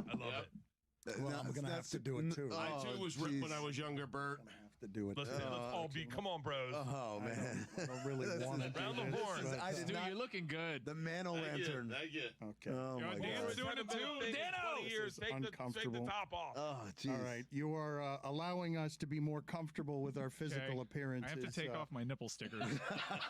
He's a pioneer and an icon. Oh, look at Dano. Yeah. Mr. Nipple. Oh, Right there. Perfectly I haired. do this Sorry, to I missed you. everybody. I don't know. It's like a Really cold in routine. here. Yeah, It's it is reverse body cold in dysmorphia. here. Actually, it's a reverse It's a body really dysmorphia weird thing. time for Jessica to come back Yeah, I into was the room. Jessica. Perfectly Do haired not walk in gentleman. here. Hey, Jess. You like it, Bert? Get out. Beautiful. Thank you. Absolutely beautiful. Thank you. Why So are you massaging? Andrew Luck making an appearance there. Bert, I do want to know when you were partying, the top partier at the #1 party school in the country. What did that look like? You're looking at Marijuana in the afternoon. Yeah. Around 4. Simpsons, fried chicken, and a lot of cocktails up until about 2 a.m. Then back to my place. Goat Campbell around 3 a.m. Joint set on the Seminole Head. I love you. And not a lot of sex, just dudes.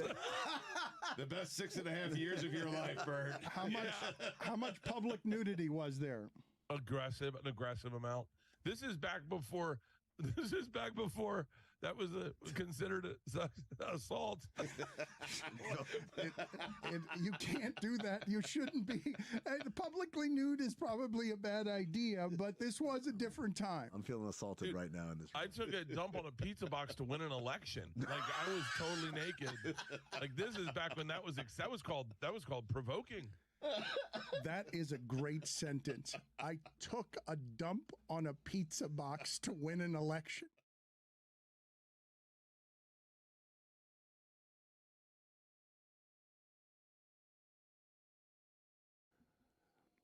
If you're not aware of where Mike's irrationally hostile and rabid fury about the Heat comes from, it's not merely what's happening with the Heat. It's also that the Celtics and Knicks are good. And when the Knicks are good, it makes for loud Latin people. And while I usually like loud Latin people, loud Latin Knicks fans make it hard. How do we have so many of these guys? Yeah, they're Ian Lara is a comedian here. You can catch his hour special, the new one, Material Boy, on YouTube, and you can get tickets and available dates at ianlaralive.com. Look at him smirking and smiling. Is this an underrepresented base that you're going for? The Knicks fan base, just because we got him and Sam Dominican Knicks guys. Well, you got Mero, you got this guy. What's going on here? Yeah, well, I like funny people and energetic people, and I like people who are excited about their sports teams. When is the last time, Ian, and thank you for joining us, that you loved the Knicks team this way?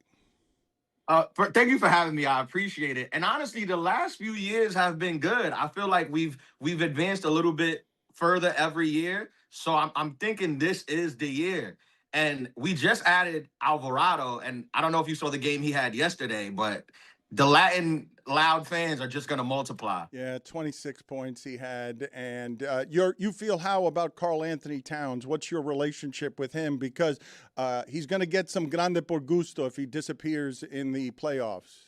I like Karl Anthony Towns is half Dominican, as am I. So legally, I'm not allowed to say anything negative about him. He played for a Dominican team. I also am a fan, aside from both having the same parents, but parents coming from the same country. But I do like his game. I don't like it sometimes. I feel like when he doesn't get the ball, he tends to get a little bit. But I like his game, and I think last year in the playoff, he carried us a lot when Brunson was down. What else do you put next to your irrational Knicks love in terms of passion? What else in your life sort of lines up the way that does? The Mets. Yeah. So you've been suffering, right? You've been hurting. You've been hurting for a while. Your most joyous, because you're still a young man, your most joyous experiences in sports are what? Well, I'm a Giants fan also. I saw them win 2 Super Bowls versus New England. That I'll never forget that. One of them being the undefeated season that New England had. So that'll hold you over for a while. That'll hold you over for 20, 30 years. It might, but I feel like you like basketball and baseball more, so you're choosing the Giants just because it feels good, where it is you've had your sufferings over here for a while. Like you've almost for as long as you've been alive, you've had some Mets and Knicks disappointments. I mean, when you say it like that, it sounds bad when you point out that my entire life has been a disappointment. But if you look at it more positively, I have seen the Mets in the World Series twice. That's something. I saw the Knicks in the finals when I was 10. That's something. It is something. Yeah, that's not up for dispute. It is something. You're denying that it's long-suffering fanhood. You're sitting here. You're saying, no, sports are fun, and I'm going to enjoy my teams. I'm not going to come out here and whimper about my teams being bad. They give me hope. They give me something to be excited about. How did you feel about the halftime show? Surely you have opinions there. The reaction, I don't know why I was surprised by this. I really don't. It feels naive. It borderline feels stupid in the America I live in to be surprised that people would react to Spanish that way, but I've just been around Spanish so long in Miami that I feel like I'm numb to the idea that Spanish would be weird to people, that singing in Spanish on a halftime show would be unacceptable to people. I mean, I thought it was great. I saw Bad Bunny. I went to his concert in Puerto Rico. It was amazing. I think he's a great artist. It's funny that it's controversial when the Super Bowl picks the biggest artist on the planet to perform at the halftime show. And that's like considered a controversy. I think that's pretty silly, but I thought it's the halftime. I did not know that the halftime show at the Super Bowl was so like such a groundbreaking political event that we had to get. I just thought it was good music. I had friends who are also Latino who saw it. I had friends who were like crying because of the representation and how cool it meant to see their flag being represented in that way. So I thought it was great. Ian? Am I canceled? People had to endure the rap last year they didn't understand. Now you're going to make the rap a different language entirely? Like it's too much. It's too much. It's fine. We'll get Coldplay next year. Everyone will forget about it. Do Maroon 5 again? Yeah, everyone will forget about it. Ooh. Your first special was called Romantic Comedy. How do you do Valentine's Day? Yeah, I mean, I'm a comic, so it's tough because I work on all the holidays. Like I work. I know I saw a meme yesterday about like some guys are like, babe, I got to work at night on Valentine's Day to get out of it. But I literally, and it's Saturday night. Like I have 6 shows on Saturday night. So I kind of got to get like a redo date on the Valentine's Day. 6 shows? You have too many shows. What do you mean 6 shows? Too many shows. Are you insinuating that I overbooked myself? Are you too many shows? Are you doing a matinee? What are you doing? A breakfast show? Like how are you doing 6 shows? What's up, Denny's? No, because I'm here in New York, so it's not our headlining shows. It's more showcase. So it's just 6 20-minute spots. It's not like I'm doing 6 hours. Oh, like rounds. So you stink at Valentine's Day. No, if the 14 falls on like a Tuesday, I'll kill it. Okay, but it doesn't. So you're just working on Valentine's Day. Do you have any advice for broke people on Valentine's Day? Do you have different advice? Well, you must have different advice for rich people on Valentine's Day. My advice is the same across all pay grades. If you have the opportunity to work at night, take it. I mean, they're looking for shifts and you can get it. And normally your partner would understand if you get them a nice gift after. You guys should know back there that Ian made an observation that a whole lot of people make when they land in Miami and just end up at the local Whole Foods, where it's like, holy shit, I've never seen this many beautiful people in one place in my life, which seems odd. He made this observation on Adulthood, his podcast, but you're from New York. Like, yeah. So what is happening there? I understand that happening, and I agree with you. I understand why and how it happens, but I'm more used to it happening for people from Idaho than from New York. I feel like New York is a lot more gritty. I remember the last time I played Miami. I was at the Miami Improv, and we were sitting in the green room just watching like the couples. Like we were watching the people walk in, and it was couples. It was men and women together, and it was like it looked like just supermodels, like just coming into my show. That's not exactly the demographic that I bring out when I'm in Idaho. Just say we got that shit over here, Ian. That's what we do over here. You for sure do. You for sure. It's almost unrealistic.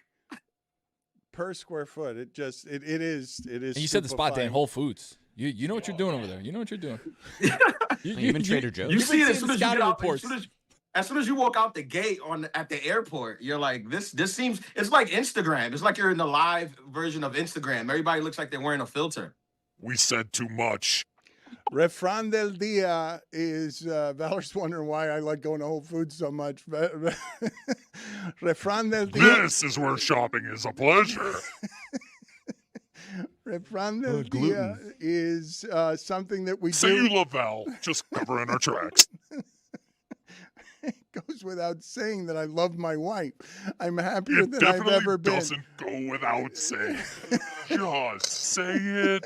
Only you can hear me. Okay? We're gonna play Refran del Dia with Ian, who has to be confused. That's my inner monologue, Ian. Just ignore my inner monologue, as I've learned to do recently. Let's do Refran del Dia with Ian, please.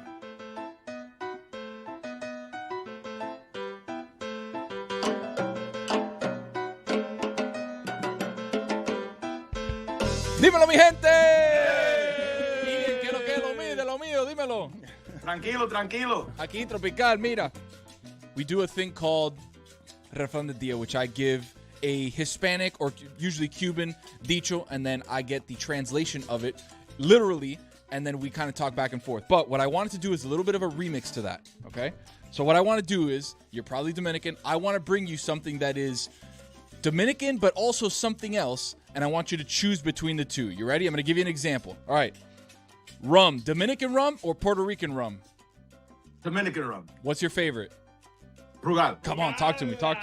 Okay. That's a national rum. Come on, I gotta. Come on. Okay. Who does salami belong to? Dominicans or Italians? Ooh. Work it out with me. All right. I think it belongs to Italians. I'm trying to be fair. I think it belongs to Italians. But I think Dominican has perfected it. And why is that? I don't know. When you go, I am notoriously known. I've smuggled in salamis in my luggage when I fly to the Dominican Republic. Hey, yo. And you're not allowed to. And I remember walking into customs like, I hope they don't go, because this is going to look weird why I have 3 different salamis in my Especially luggage. the X-ray, when they see the shape and the size of the salami, you're like, yo. Put it on the pole. Right. One time I thought I was getting stopped, but the dude just knew my comedy. I was like, ooh, dodge that one.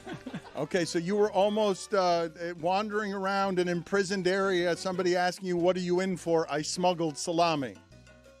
That's right. Okay. I just got back from DR like 2 days ago. All right, put it on the poll at Le Batard Show. Have you ever smuggled salami? And also, did Italians perhaps start salami, but then Dominicans perfected it? It's the fried salami, Dan. That's why. Yeah, that's Fried right. salami, fried salami. It's a breakfast meat. They perfected it. Yeah. I know this. Yeah. My grandfather married a Dominican, so I had the best of both worlds. It was made for breakfast. All right. There you go. Dembow or reggaeton? I'm gonna go. I gotta go Dembo. If not, I'm gonna hear it. But I love both of them. I love reggaeton also. Where are you going to hear it? What's going to happen? Oh, the Dominicans, when they see this, they're gonna come at me. Dembow is not basically the national music of Yeah. the DR. Come on. Yeah. Dan. Yeah. You got to yeah. take Dan down to Even to I know DR. that. I'm just saying I mean, you Been at can't Whole argue. Foods too How long. We can gotta you take you down to argue DR. against reggaeton? Like what he's doing there is, I believe that he's telling a lie on behalf of his people when he believes something different. And that's okay, Dan. That's okay. You can do that. We can take Val to Casa de Campo. Last one, and this is probably the biggest one. Oh my God. The most important one. Who does hookah belong to? Dominicans or Arabs? No, Arabs. That's not even hard. What? It belongs to Arabs. What? It does. It belongs to them. You can't go to Dykeman. You can't go to Dykeman. You don't show your face in Dykeman. You want to hear something funny? I just got back from the Dominican Republic, and they actually have opened up a bunch of Arab hookah bars in the Dominican Republic.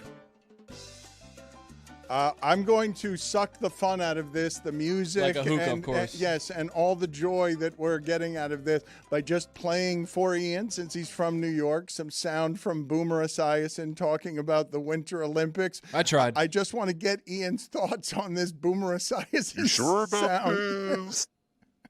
But I mean, like I was sitting there watching, the freestyle skating by, our ice skating team, figure skating team that won the gold medal. Are they happy to represent America? Yeah, they seem to be Okay. happy to represent All right. America. Not everybody is, but everybody should just pipe down and just do their sport and play for our country and respect the flag and respect everything that's going on.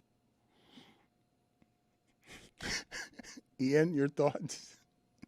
I was watching some of that. I was watching a lot of the Olympians who, I haven't seen anyone say anything that's been super offensive, but I thought you were allowed. I thought the most American thing was that you were allowed to disagree with the country and the government, and that was okay. I thought that was the most American thing. So I don't know. I think it's weird that now we have to just accept and agree with everyone. If you disagree, I think you're allowed to be like, hey, I don't agree with this part. You happy? IanLauraLive.com is where you happy go now?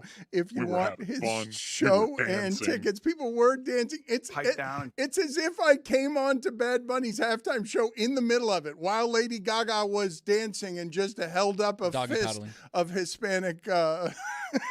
She was not dancing, let's be honest. That was no bachata, there was no That merengue, not there was no dancing. nothing. That was What stiff do- hips. All right. Did you have any critique? Why was Lady Gaga there? Did you have any theories on why Lady Gaga was in the middle of that? Not 100% sure. Also, because she was singing Bruno Mars' song, who is, I think, Puerto Rican. So I mean, he certainly can pass. that was just strange. I guess he might have been busy, but I loved Lady Gaga. I love that he gave him like 2 minutes of like English. He did. He gave Ricky Martin 15 seconds, though. Ricky Martin should want a little more time than 15 seconds, I feel like. No, he's not bigger than that. I thought it was cool, and I love the song that he sang. That's one of Bad Bunny's song off the last album. I thought it was cool to have Ricky Martin. I thought it was a cool show. I don't know, like anyone who watched it, even if you didn't understand, some of my friends who don't understand Spanish, they was like, it looked fun, which is a very Latino thing. I'm surprised he played Hawaii, because that's not usually one of the bangers on the album. That's like very deep track. I know. It's not, but I think it's one of the deepest songs on the album. For sure. That or Turita. Yeah. IanLauraLive.com. Thank you, Ian. Appreciate your maiden voyage with the show. Thank you, sir. Dan, I appreciate you having me. Been a fan for a long time. Thank you. Thank you, sir. I wanted to give you guys here some sound and some video on something that is bringing streaking into the modern age. During the Super Bowl telecast, you guys saw or may have seen that Mike Tirico and Chris Collinsworth, because we've gotten very good at not giving the streakers the attention they want on the national broadcast, where they have rules against televising the streaker and therefore rewarding the behavior. But the problem is with social media these days, you don't actually need the platform of the 100 million people to be watching you because there are so many other cameras. Now, I've often said in talking about all of this that the streaker idea might seem like a good idea to somebody who just craves attention that way. And it ceases to become a good idea once the lawyer fees and the prison stuff starts happening and you're spending substantive time in jail and you're a security risk at this kind of event. It doesn't end up being worth it unless you've got some of those meta glasses on and now you can televise your own experience. And I haven't seen this before, where we get the vantage point and the sound and the audio of what it is to be a streaker during the Super Bowl when you're navigating traffic. Let's see that video, please. I got this. I got this.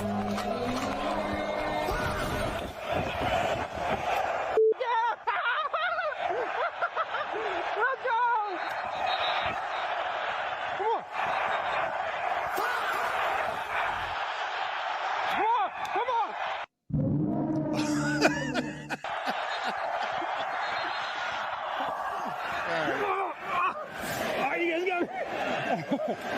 You guys got me. You guys got me. You guys got me. I'm right here. You guys got me. Yeah, you guys got me. All right. How am I gonna get up? Get him up. Get him up. Hurry up. Hurry up. Get him up. The thing that I want to do when we replay this, first of all, they did a good job of throwing a decoy out there. There was some chum thrown in the water, a fake streaker. That guy doesn't get any of the glory, doesn't get any of the attention or the giggling joy that this guy gets. But the freeze frame for the audio audience where you hear something that sounds like distorted fear, that's when a uniformed Patriots player is now in the picture and part of the chase. Kyle Williams, who, by the way, runs like a 4-2. Yeah, no, but it's so good. The recognition in his voice and the fear in his heart that you hear come into his throat when his camera on his head spots, oh no, there's a player now chasing me in uniform. The Kyle Williams part that's not caught by the meta glasses but was caught by other people in the stands that was so funny was the streaker falls down on his own volition when he sees Kyle Williams approaching. Kyle Williams still walks up to him and touches him while he's down out of instinct. Let's just play all that again so that people can see the planning of this. But the funniest part is when you hear in the streaker's throat, oh no, there's a player, and it's not even one of the big ones. I got this. I got this. Yeah! Let's go!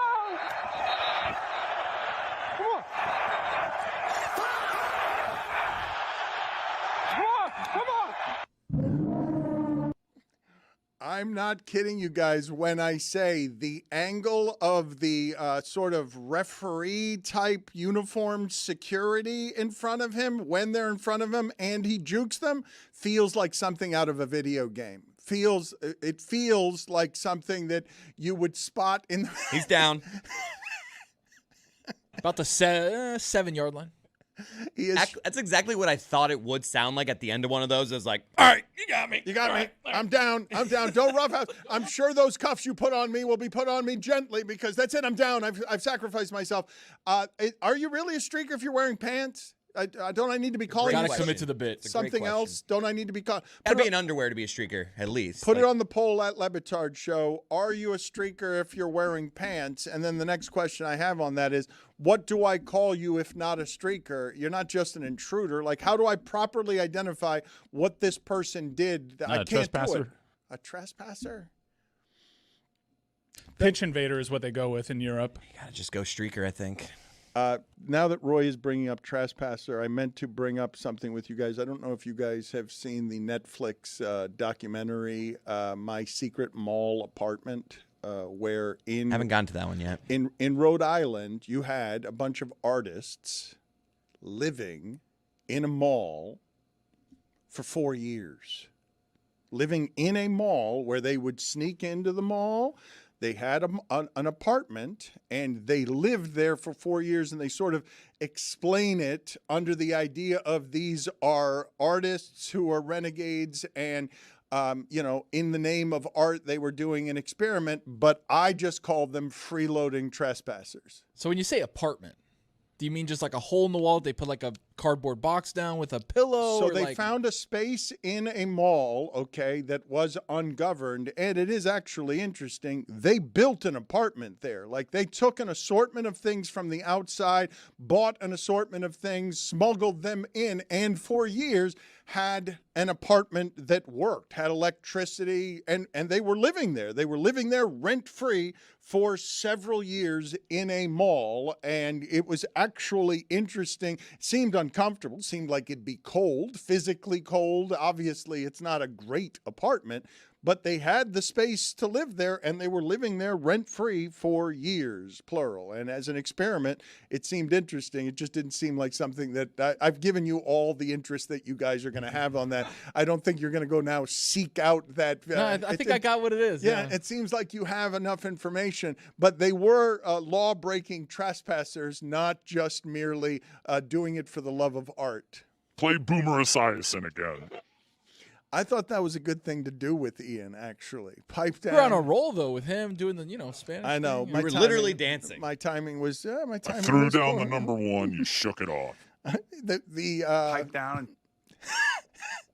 The pipe down is so good. It's different than shut up and dribble. It's different than shut up and ski. He's got the perfect opinions for a dude named Boomer. Yeah, he does. pipe down. And Are you guys watching the Winter Olympics? I'm seeing clips. I'm more of a Summer Olympics guy, but I'm into. Why'd the you hockey. whisper that? Well, because these guys and girls, they train very hard, and this is like the most important thing in the world to them, and to me, it's I don't know what curling is. I'm 40, and every 4 years there's curling on my TV. I'm like, I think I get the general notion. I couldn't explain the rules, but like this is peaceful, but I can't really get up for it. Oh, but I've got to assume that the Winter Olympic ratings are less in Miami than they are anywhere else. That we don't really have any connection points to many of the sports We've being been to the played. Kendall Ice Arena a couple times for a birthday party. We spend a couple weeks in La Montaña. You guys don't think that the ratings for the Winter Olympics that gets less traction in Miami than it would anywhere else nationally in our country? I didn't grow up paying attention to the Winter Olympics. The only reason that Lake Placid was something that stuck is because we had to have the biggest upset in the history of sports happen for it to reach my living room. Well, there are about 4 connection points, and they're all Florida Panthers, and 3 of them are playing right now in Canada. Well, you guys were scared of the Canadian power play. Yeah, I want to talk about the hockey because I do get up for the hockey, and NHL players are back in the Olympics, and this is a big deal. Last year, the Four Nations was such a sleeper event that ended up being a North American and global phenomenon, and those guys played for pride. It was amazing, and we were all excited because in just a year's time, they'd be playing for something real, not a made-up tournament. They'd be playing for Olympic gold.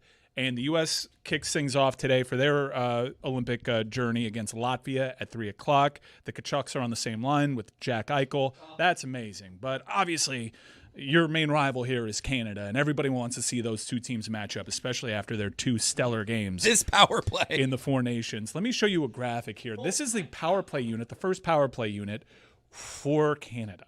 Whoa! It's Sidney Crosby, Nathan MacKinnon, Sam Reinhart, who's a 4th liner on this team, but for the power plays on the first line. Connor McDavid, who I guess is occasionally manning the blue line, alongside Cale Makar, the best defenseman in the league. This is the nastiest thing I think I've ever seen. Yeah, they have a combined 572 power play goals in their career. Who's the GOAT on that line? So you could make the argument for everyone, maybe except Rhino. So a lot of people would say Connor McDavid is probably going to be the greatest hockey player of all time. Sidney Crosby, considered by many to be in that conversation. Nathan MacKinnon's probably playing the best hockey out of all of them right now. Not even probably. Cale Makar is as good at his job that anyone is in sports at their job. You don't see blue liners the way that they make them like Cale Makar. I think right now the argument's probably Nathan MacKinnon, which is crazy. Goat me, Roy. Well, name a GOAT on that line. I know who he's not going to name. No, I have to name him. It's Sidney Crosby. He's 23rd all time in power play goals in his career, 3rd active, and power play points 12th all time, 2nd active. I hope Video Team has it. There was this video that I stumbled on my algo of Nathan MacKinnon racing an Olympic speed skater. Who do you think won that? Let's show the video real quick. Here's Nathan MacKinnon against an Olympic-level speed skater in a sprint. This is like blue line to blue line right here. Yeah, Nathan MacKinnon torches. I think that's the current GOAT on that line. Yes, there is nothing more terrifying in that sport than Nathan MacKinnon on the rush on a power play. You're dead to rights right now. He's faster than Olympic speed skaters. I want to just play that again, though, so that people can see this speed skater has no idea how to start this race. And look at how slowly and goofy the speed skater starts the race in terms of running. That is not an athlete going against a hockey player like that. You can tell me that's a gold medalist, but that person is trying to swim through plasma.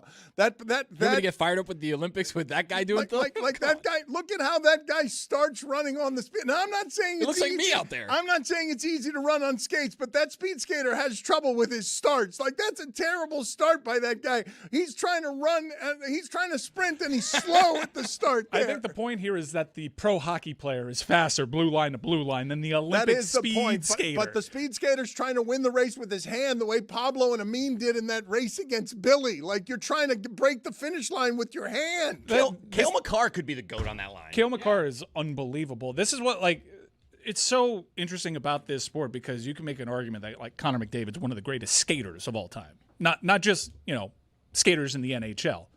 the ability to skate on ice, he's one of the top 10 people that have ever been created. This GOAT conversation is presented by Frank's Red Hot. Make every dish the greatest. Eat the GOAT. That was seamless there. Roy had notes. Did you see that? Roy I can't believe he said Crosby. Roy has so much stuff written down right there. Notes. He said Crosby. I can't believe you did that either. I thought your biases were going to grab you, that there was no way. You guys are alleging that's the greatest power play that there has ever been, that there has never been a greater power play than that one. Never in any Olympics. No players have been put together on a line on a power play. Gretzky wasn't playing with four guys that on some sort of Olympic hockey team at some point that rivaled those four guys. Well, he played with Lemieux, but this is a five-man unit here. Yeah. Do you know what it is to have Sam Reinhart kind of stick out like a sore thumb?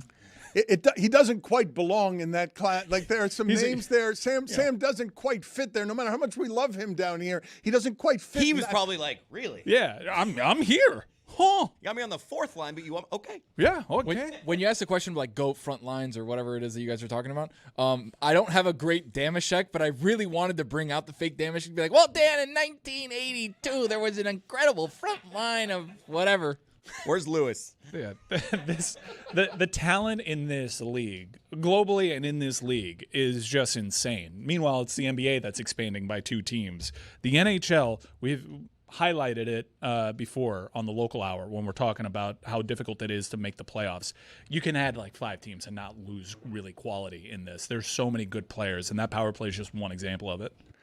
I want to do a bit of a palate cleanser here in terms of video here, and forgive me, audio audience, but when I abruptly switch subjects on video, I want to use the Jason Garrett spotting the camera thing that Tony loves so much. This makes Tony very happy, the fact that Jason Garrett isn't great at television, but what he is great at is finding the camera. He doesn't say interesting He's gotten things. a lot better, by the way. He's terrible at saying things. Tony Dungy's terrible at saying things. He is Jason also Garrett terrible looks like, at saying come things. But the palate cleanser is the tooth gleaming that way. Let's do it one more time, where Jason Garrett turns to the camera, finds the camera, and then makes love to the camera. Yeah, always. I like that as a segue into other subjects when we're going into football. Let's start doing that around here. I did find interesting, okay, the way that Radio Row is changing. Twice was enough. Once was probably enough, but I went to it twice. 3 times is definitely overkill. I think you just made an edict that we have to do it every time. How about one more? The way that Radio Row has changed to also take podcasts makes it so that news gets to us a little slower, because there is a certain slowness in the traffic of podcasts. This is Cam Hayward's podcast that Joey Porter is on. Diana Rossini is there making the face. You can see the face that something bad is about to come out of Joey Porter's mouth. He's talking about Ben Roethlisberger and Joey Porter. Now, this is days late, obviously. News travels very slowly from Radio Row and the new podcast industry that is Radio Row. But here's Joey Porter talking about champion teammate and quarterback Ben Roethlisberger. 7 definitely broke the brotherhood, because, like, that's the one I don't understand the as shit much. that 7 do that we don't talk about. I know. Is crazy. Like out of anybody should talk, he should never grab a microphone and really talk Steeler business. Yeah. Because if we talking Steeler business, his ass is foul of all foul. Like, the shit that he's did is foul of all foul. He's not a good teammate. Won the Super Bowl with him, but the person, he's just not a good teammate. Like, he knows that. Anybody in the Steeler building knows that. But we protected him, because I've only won 1 Super Bowl, and that was my quarterback. So do I love my quarterback? Yeah, but is he a good person? No. Put it on the poll. Does Ben Roethlisberger know he's not a good person? Because Joey Porter is saying that Ben noted good person, Joey Porter. Well, let's list look. I don't know if we're going to do a bad person off, but Ben Roethlisberger has done some foul of all foul things. Yeah, no, he's got stuff. We're gonna rank stuff. Yes.